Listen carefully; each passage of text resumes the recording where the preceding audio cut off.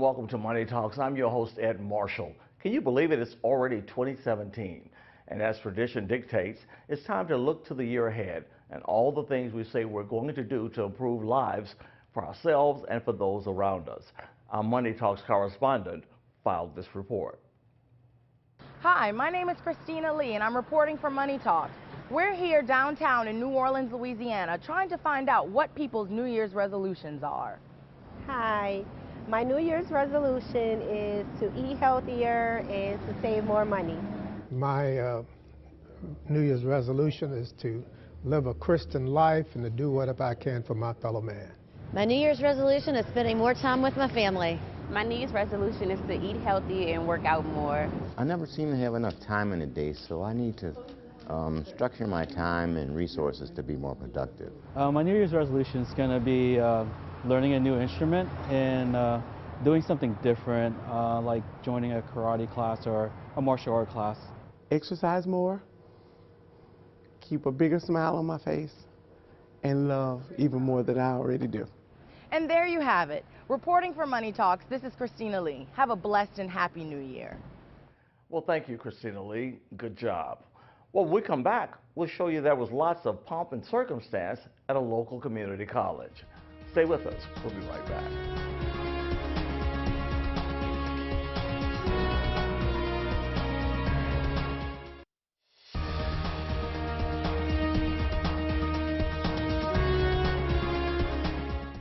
Well, Delgado Community College conferred degrees and diplomas and certificates to 891 graduates during its fall 2016 commencement exercises last month at the UNO Arena.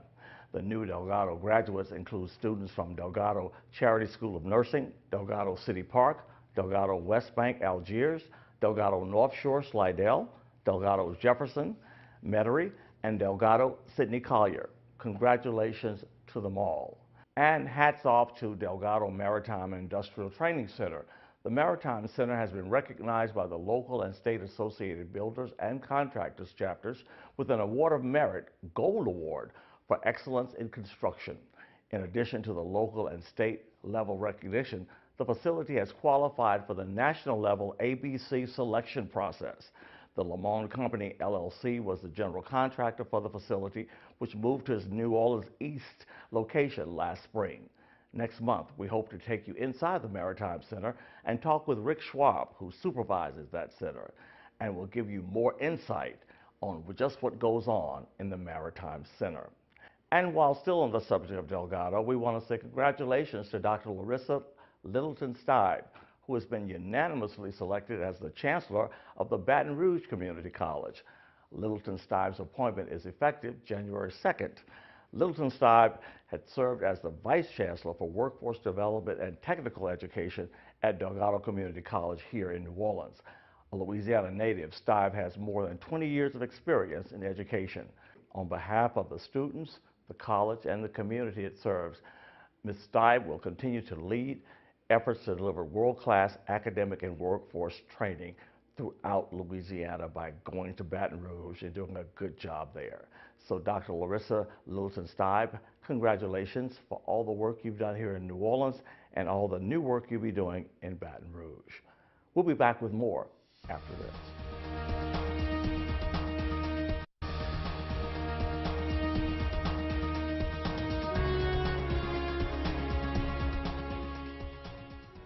Welcome back to Money Talks.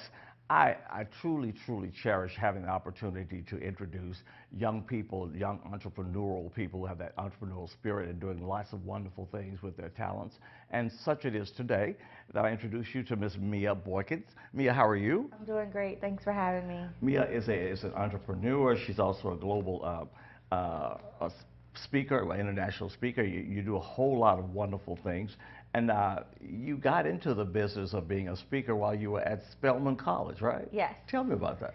So I launched a scholarship fund called Student Emergency Assistance when I was 19 years old. And there was so much press from that because I was one of the first students to start a scholarship fund while still a student and not affiliated with an organization and not an alum. So a lot of people wrote about my works. At that time, I was doing a lot of events for the community, a lot of youth empowerment events, Feed the Homeless events. And so I planned my first fundraiser to fundraise my scholarship fund, and I spoke at that event, and there was so much press that I received a lot of radio, requests, magazines, and all sorts of interviews, so that kind of launched me into public speaking. Yeah. Yes. And speaking of public speaking, you're doing a lot of work here. We're glad to have you in New Orleans now. Thank you. You're doing a lot of work with STEM NOLA, with my associate Calvin Mackey and some other folks. So tell our audience what Calvin Mackey and the other folks are up to with STEM NOLA. So STEM NOLA, wow, it's such an amazing program. I'm honored to represent, and not represent, but work with STEM NOLA and Dr. Calvin Mackey, who spearheaded this great organization 3 years ago. So STEM NOLA, Science, Technology, Engineering, and Math. The mission is to expose, inspire, and engage the youth. And thus far, STEM NOLA has already engaged over 8,000 youth across 365 schools in New Orleans and every pivotal community in the city. And I mean, it's amazing. I've been volunteering with them on some Saturdays, on STEM Saturdays. Like I said, they have 12 of those a year where they're engaging students K through 12 from all over New Orleans. Yeah. And these kids are brilliant. They're doing amazing things, building rockets, motorized boats, I've seen some. It's amazing. I know, right? And it gets particularly African American young people into the sciences and into technology, which is some areas that people are trying to get into, because that's the wave of the future. Exactly. It's very important because in 2020, 40% of the jobs are going to be automated. So if these youth aren't getting trained in STEM, then it's going to be even harder to get, when you get out of college, to enter the workforce. Yeah. We definitely want to talk about something else that STEM is doing, and that's it's all connecting also with a co-host along with Dr. Mackey, Congressman Cedric Richmond, the Hidden Figures movie, and it's a fundraiser for STEM NOLA. Tell us about that and what this is. So I'm very excited to be planning this event for STEM NOLA, the fundraiser. We're going to be doing a private screening of Hidden Figures at AMC Theater in Harahan on January 16th, which is actually Martin Luther King Day. Yes. A great day to have this event. And this film is very important, and it fits in very well with STEM NOLA and our mission to expose the youth to the possibilities of STEM majors. So these 3 African American women, they are responsible for the USA winning the space race. They provided the mathematical computations to launch John Glenn and other astronauts into space. And it's called Hidden Figures because no one really knows about these women. Everyone's so, watching John Glenn, and they're so fascinated with that. But really, it's more fascinating because they wouldn't have been able to make it without those 3 African American women. That is absolutely amazing. And of course, our show will run before and after January 16th. And people can always get more information on how they can contribute to keep these young people learning at STEM NOLA. How do they do that? So the fee to get into the event, it's a $200 tax-deductible donation. And they can go to www.stemnola.com and donate, and also contact me directly for any sponsorships. We're definitely looking for sponsors for our individual STEM Saturdays 12 times a year, and just for the program as a whole. Without our sponsors, we couldn't, this wouldn't be possible. So. This is a wonderful situation, I tell you, and this is something that so many people, it's kind of like, it is truly a hidden secret that not many people knew about this, and it comes at a good time. Yes. We appreciate having you on. You'll have to come back again. And thank you so much for being with us. Thank you for sharing your talents and your time with us, and we look forward to having you back and letting us know how did the movie go. Okay? Thank you so much. Thanks for having me. Thank you. We're going to be back with more Money Talks after this, so don't go anyplace. We've got lots more coming your way, so stay right here.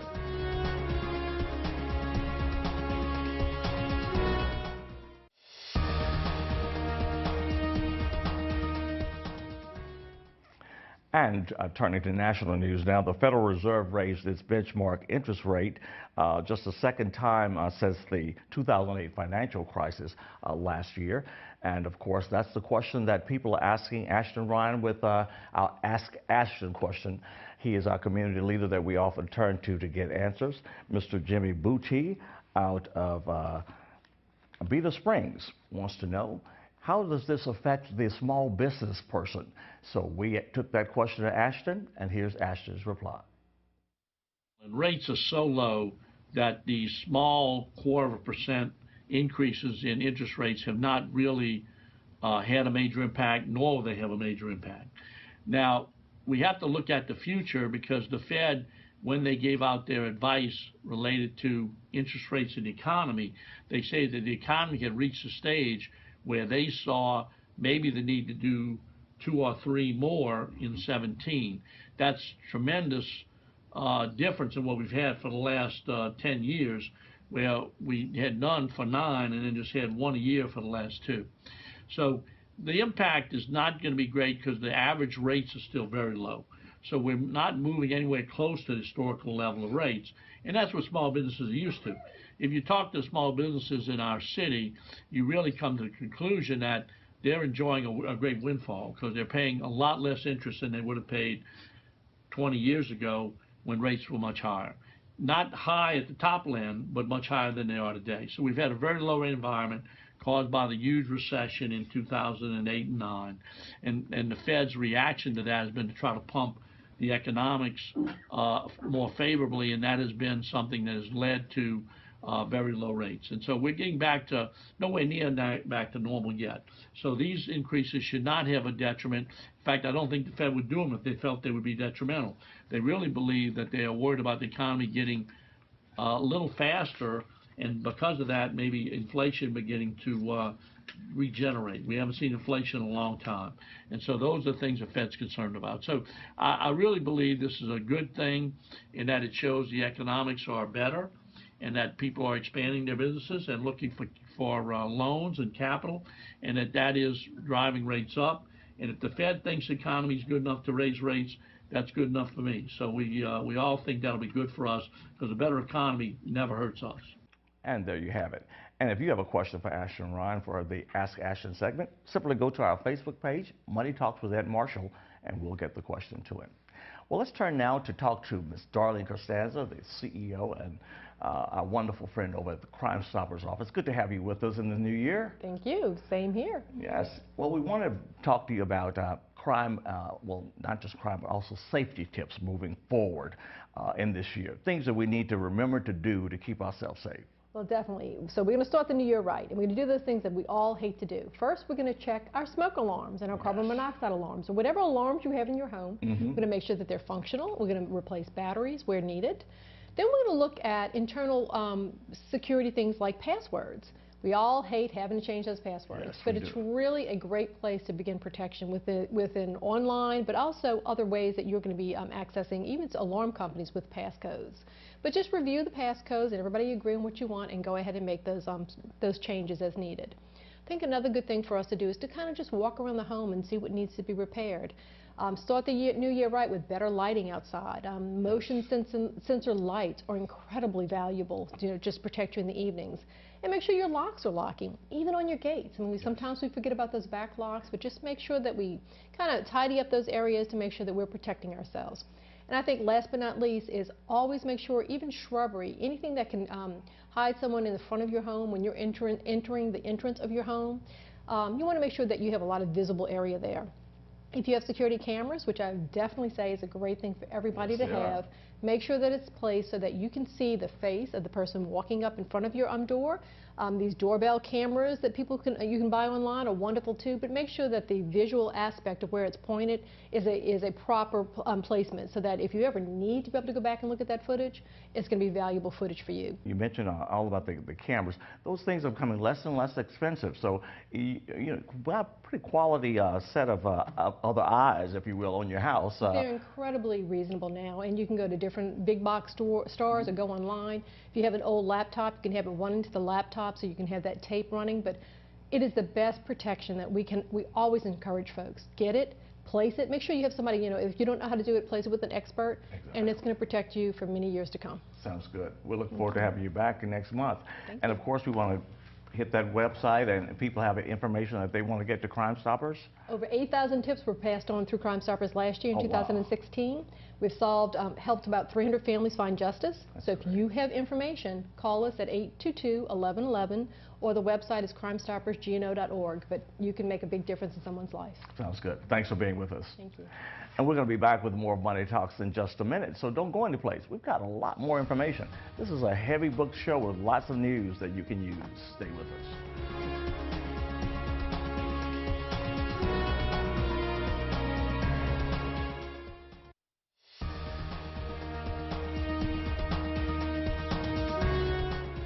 Well, welcome back to Money Talks.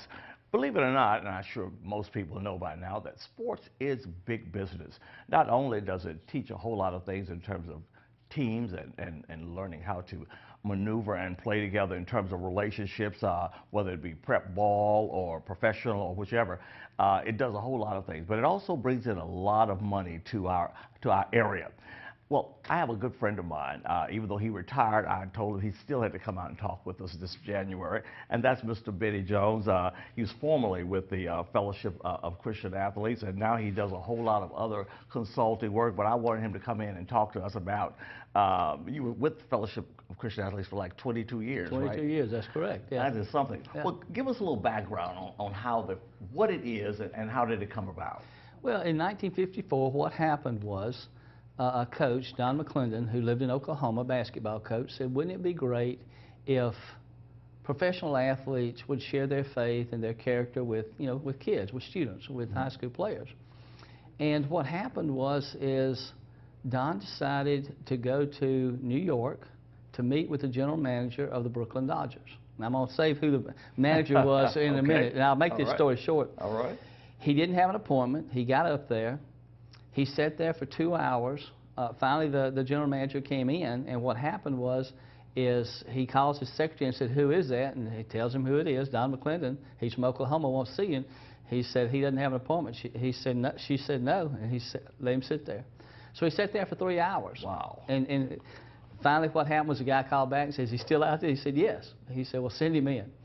So about 30 minutes later, Don McClendon walked out with $10,000 to start the Fellowship of Christian Athletes, and the name of the general manager of the Brooklyn Dodgers was Ricky Branch. Oh my God. He's the same guy, if you know, from Jackie Robinson, right. the movie Yes, 42. indeed. He was the one that indeed. first brought an African American into baseball. That's right. And so it just tells you what kind of person he was. So from that, Super guy. it became a matter of, okay, let's move forward. How do we get these athletes? And keep in mind, Ed, in 1954, Mickey Mantle and that group of people in baseball, professional football didn't really even exist. Mm-hmm. They were telling people that smoking was good for you. It gave you endurance. Beer and everything was good for you. It gave you endurance. Now, what it did was it gave you a buzz, but it didn't give you endurance. In fact, it hurt your as far as running and that kind of stuff. But that was just a way, and for me, how God works. He knew, hey, at some point, these guys are going to make millions of dollars. They are going to be the idols of all these kids. And if they can, show these kids, look, this is how you need to live, this is how you need to walk, then, you'll be in good shape. So that's how it started. That is fantastic. Yeah. And of course, earlier, of course, we always have the All-State Sugar Bowl here, and was Auburn and Oklahoma went head to head. But that Sugar Bowl brings in so much money. Tell us about that, the economic impact. Yeah, and really you ought to get Paul Houlihan or Jeff Huntley over here to discuss that. Yeah. I just get all this stuff off the internet. But after Katrina, it's been about $2.5 billion. And that's with a B. B as in big. B as in billion. Yeah. That it's brought in an economic impact. That's an interesting story too in itself with the Sugar Bowl. Years ago, and again, I think the Sugar Bowl now is around 85 years old, something like that. What happened was from Thanksgiving till Mardi Gras, there was nothing really going on here in the city. There was no economic impact. There was nothing happening. And some statesmen here in the city got together and said, look, let's create something that will help the city, help the hotels, help the people, in the restaurants, that kind of stuff. And so what happened was they came up with a bowl game, and again, the rest of it's history. Yeah. I mean, and again, don't quote me on 85 years. Sure, no. But I know the 75th. I know the 75th was a few years back, so we're getting close. Yeah, quite a lot of money. Yeah. And so the going back to the Fellowship of Christian Athletes, it kind of dovetail into being a part of the whole big celebration. Yeah, this will be the 48th year that Sugar Bowl breakfast has been going on. A guy by the name of Emil Evans. 48 years ago, whatever that is from now, started the breakfast, and he can tell you, when he started, he had about, 15 people that came. It depends on the speaker to a certain extent. The largest crowd we ever had was 1,496, and I can tell you why I know 1,496. It was that perfect storm. Drew Brees was a speaker. LSU was in the Sugar Bowl, and Notre Dame was in the Sugar Bowl. And so it's sort of like you got the three big ones. Everything was there. And I knew that they had planned for 1,500 people because that's what the fire marshal said. That's all you can have. And I counted 4 empty seats, so we had 1,496 people there. Well, it gets bigger and bigger every year. Benny, thank you so much for coming in. I appreciate you much. I know you're a consultant doing some of the other things, and Mr. Bobby Bowden and all kind of other things. But come back and see us again, and as always, you're a wealth of sports information. We thank you for being with us. Thank you very much, Ed. You have a great day. All righty. And of course, we're not done with sports and its economic impact, because we also have with us a gentleman who has been on the show many times as well, and that's Mr. Ken Trahan. You know the name. He's on TV, he's on radio, he's everywhere you want to be in terms of prep sports, and of course Sports NOLA. You can hear him talking about the games. Just a man dedicated to prep sports long before a whole lot of other people were. And we're going to talk with Ken right now. And Ken, we're so glad to have you back with us. You could have been anywhere right now. You've had job offers from all over this country, but you decided to stay and give back to this area, and that means a lot to us. So I want to say thank you. And of course, you've helped with so many young people become employed and being a part of the whole athletic workforce in this area. Tell us, why do you do what you do? Well, it's a labor of love, Ed, and thanks for having me. But from the standpoint of young people, there's nothing that I'm more invested in than that. Born and raised here, educated here at Archbishop Rummel in Loyola, and I feel like I owe a large part of whatever I've accrued to that education that I received. And from the standpoint of staying here, I've had a chance to do NFL games, Saints broadcast, arena football games, University of New Orleans, Tulane, every entity imaginable. But the one thing I've always done is high school sports. And I've stayed with it for nearly 4 decades because of the relationships that I've built, from administrators to coaches to student athletes, to the people that I've helped get started in the business, and to the people that helped me get started. It's a labor of love. It's a loyalty issue that will always exist, and I enjoy it thoroughly. So that's primarily why I'm still here and why I'm invested in it. Well, we appreciate that. And I've seen you and Ashton Ryan get together. I don't know how y'all keep up with so many numbers and things in y'all's heads, but y'all totally enjoy all that good stuff. And I've seen you actually work with young people when you're out doing different things, shoots and things like that, and they learn so much from you. And that's a part of the process of giving back, isn't it? Well, it really is. And the thing that probably I enjoy the most with what I've done is the fact that I've been able to help some people get started in their careers. You need a sponsor, Ed. You need somebody that's going to put you forward, give you an opportunity, promote you, and help you. And I had a couple of people like that I'll forever be grateful to. Bruce Miller and Pat Matthews, who helped me get started. Never forgot them, and I'm never going to forget the people that needed some help to get started. And the thing that I'm happiest about, I refuse to use the word proud. That's kind of that's a bit of a possessive term, but I'm very happy for the young people that have gone on to do great things in the industry. I've got people working all over Louisiana, people working in Chicago, people working in California, a lot of them who started with us as an intern or otherwise, and that's the thing that I really enjoy the most about what I've done. That is fantastic. Of course, this is 2017. What's in store for us this year? You all got a lot on tap, I'm sure. Well, I mean, obviously the NFL playoffs getting underway. The championship, national championship, of course, that takes place with the playoff in college football.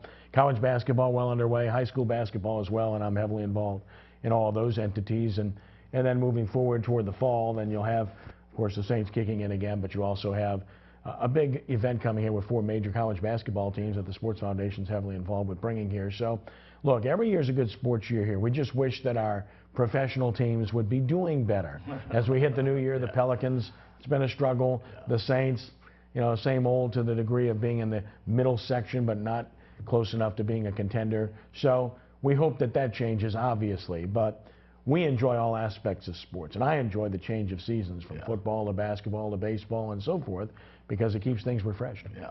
And speaking of professional sports, The Hall of Fame.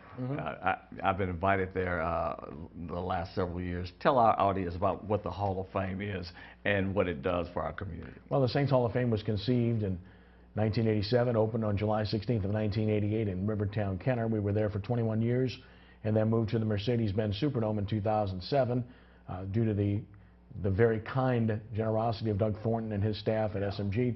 Been there since. We renovated it substantially this year in conjunction with the 50th anniversary of the franchise. It's open by appointment during the week, open on All Saints game days for 2 hours prior to each home game. And it's another thing that's been a labor of love because I was there at the very beginning and I'm still there running the Hall of Fame. We have 8 major events a year to help fund the museum. A lot of them are really nice. It's a lot of work, and I have some great people involved that help make it possible by volunteering their time.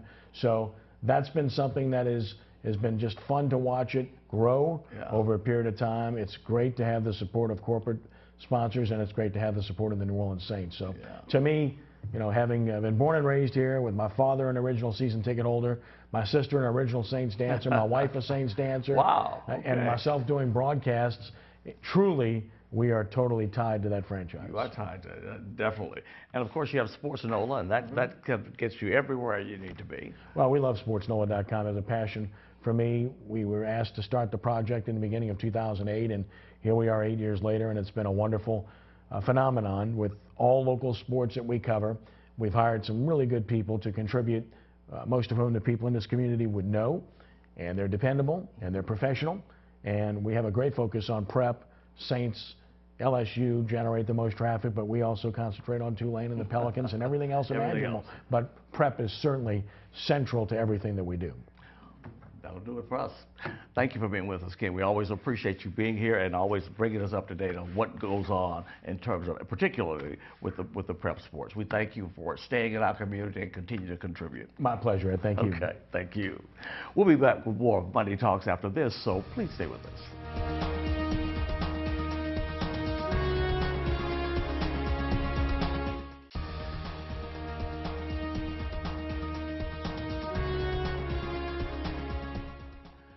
And in every community, there's always a quiet hero, a person who lends a hand without seeking fame and comes to your aid without being asked and puts a smile on your face when no one else can. That was the character of Ernest Boyle Jr., who passed away at age 85. We send our condolences to his lovely wife, retired educator Mrs. Connie Boyle, his son Wardell, and his daughter, attorney Kim Boyle, who allowed so many of us who moved here without our own families to become a part of theirs. We are better people simply by knowing this gentle giant of a man. He will be missed. Well, that's going to do it for Money Talks. Until February, remember to do something good for yourself and do something good for someone else. Until then, we'll see you.